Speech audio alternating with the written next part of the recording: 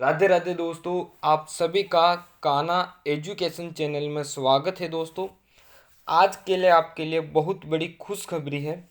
खुशखबरी यह है कि बीएसटीसी के जो एग्ज़ाम फॉर्म हैं वो शुरू हो चुके हैं और आपने भी क्या है सूचना मिल चुकी है, देख चुके हैं, क्योंकि ये सूचना 10 मई को शाम को लेट जारी हो चुकी थी। कब दोस्तों?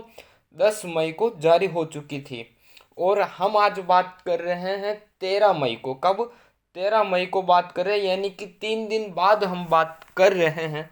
तो आपको सूचना मिल चुकी है। कोटा यूनिवर्सिटी दोस्तों, जो ओपन महावीर विद्यालय है, महावीर विद्यालय वो करवा रहा है वर्धमान महावीर खुला विश्वविद्यालय।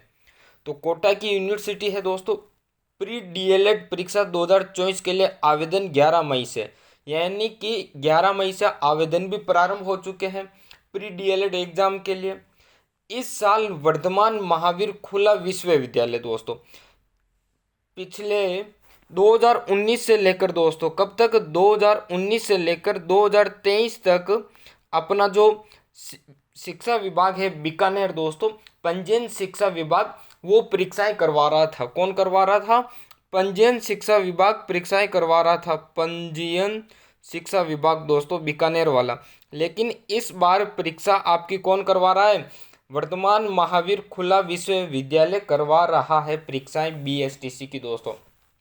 आपको पता है कि थर्ड ग्रेड शिक्षक बनने के लिए, क्या बनने के लिए दोस्तों? थर्ड ग्रेड शिक्षक बनने के लिए, थर्ड ग्रेड में लेवल 1 टीचर बनने के लिए आपको बीएसटीसी करना जरूरी है। और यदि आप बीएसटीसी कर लेते हो दोस्तों, क्या कर लेते हो? बीएसटीसी कर लेते हो तो आप क्या है शिक्षक बनने के लिए योग्य हो जाते हो। तो बीएसटीसी करना जरूरी है आपके लिए दोस्तों। आगे अब हम बात करें तो आपके फॉर्म कब प्रारंभ होंगे दोस्तों, ये सारी चीज़ हम देखते हैं कि फॉर्म भरना स्टार्ट हो गए हैं, कैसे क्या है दोस्तों। तो प्री डीएलएड एग्जामिनेशन 2024 दोस्तों, सामान्य दिशा निर्देश देख लेते हैं हम। सामान्य दिशा निर्देश के अंदर हम क्या देखेंगे कि एक तो इनके जो पात्रता ऑनलाइन आवेदन की प्रक्रिया क्या है वो सारी चीज़ हम देखेंगे दोस्तों। तो हम शुरुआत करते हैं पात्रता आवेदन की। तो दोस्तों सबसे पहले हम देखते हैं कि ऑनलाइन आवेदन कब से प्रारंभ है। जो ऑनलाइन आवेदन है वो प्रारंभ कब से है ये हम देखते हैं। तो प्रारंभ है दोस्तों 11 मई से, शनिवार से प्रारंभ हो चुके हैं। 11 मई से प्रारंभ क्या है दोस्तों? शनिवार से प्रारंभ हो चुके हैं। और ऑनलाइन आवेदन करने की जो अंतिम तिथि रखी है वो रखी है 31 मई 2024 शुक्रवार को रखी है। और जो परीक्षा तिथि रखी है वो परीक्षा तिथि 30 जून दोस्तों, कब? 30 जून रविवार को रखी है 2024। ठीक है दोस्तों। अब पात्रता के लिए इन्होंने क्या क्या मापदंड रखे हैं?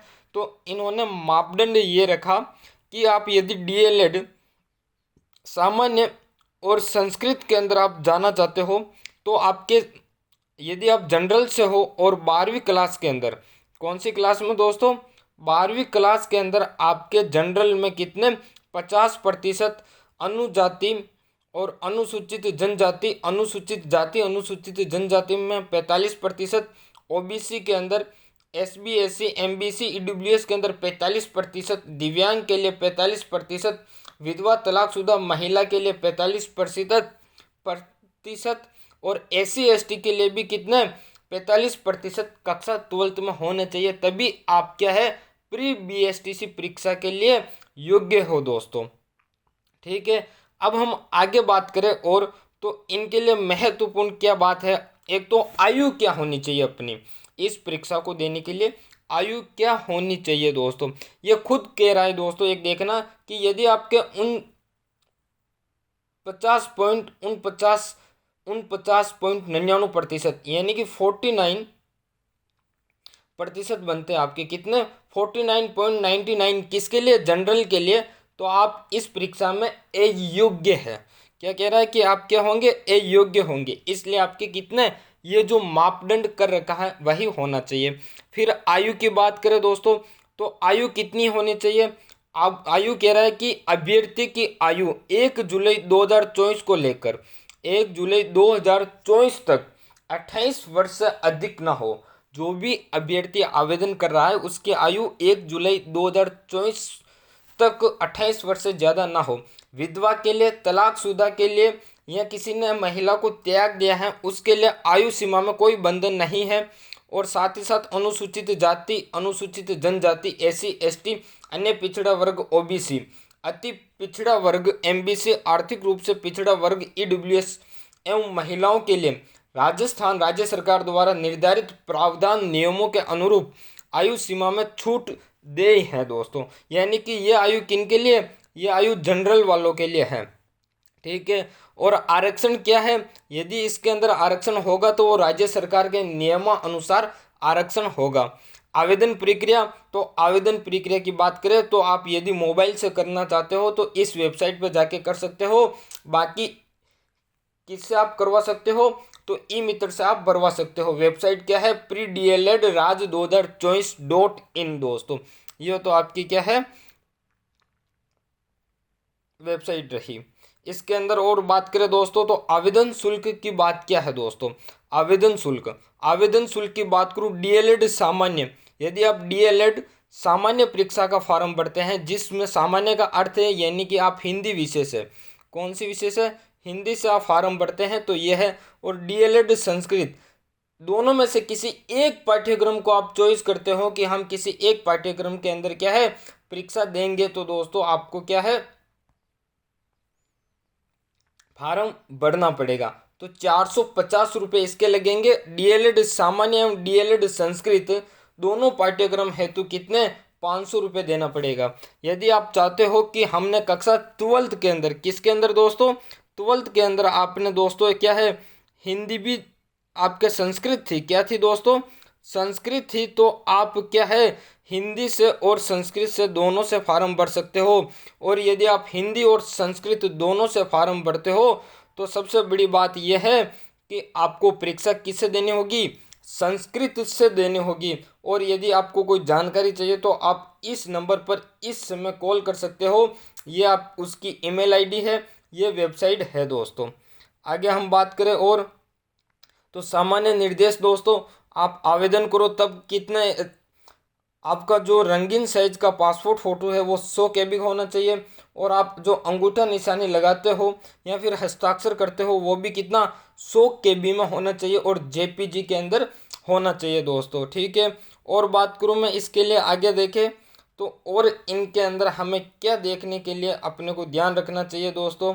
तो आयु सीमा हमने देख ली है। आयु सीमा के बाद यदि हम बात करें ध्यान रखने योग्य हमारे लिए, तो हमारे लिए जो ध्यान रखने योग्य है वो ध्यान रखने योग्य दोस्तों क्या होगी कि सिलेबस क्या है दोस्तों। हमारे लिए ध्यान रखने योग्य बात यह है कि हमारे लिए सिलेबस क्या है, ठीक है दोस्तों। तो सिलेबस की बात करें, प्रश्न पत्र संरचना, पहले तो हमें यह पता होना चाहिए कि प्रश्न पत्र किस प्रकार का आता है, फिर हम सिलेबस की बात करेंगे। तो प्रश्न पत्र 4 खंडों में आएगा, ए बे से एवं दे में क्या है विभाजित होगा।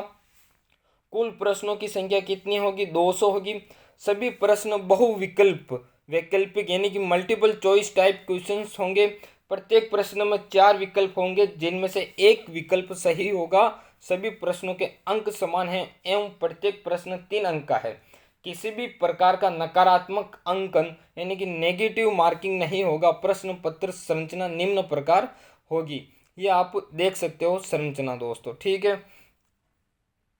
और बात करें अब संरचना के अंदर, खंड ए बे से दे, विषय मानसिक योग्यता, राजस्थान की सामान्य जानकारी, शिक्षण अधिक्षमता।